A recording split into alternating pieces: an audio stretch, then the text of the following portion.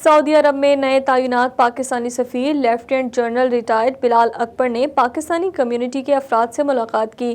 بلال اکبر نے کہا کہ سعودی جیلوں میں قید پاکستانی قیدیوں کی رہائی کے علاوہ دیگر اہم مسائل کو حل کیا جائے گا۔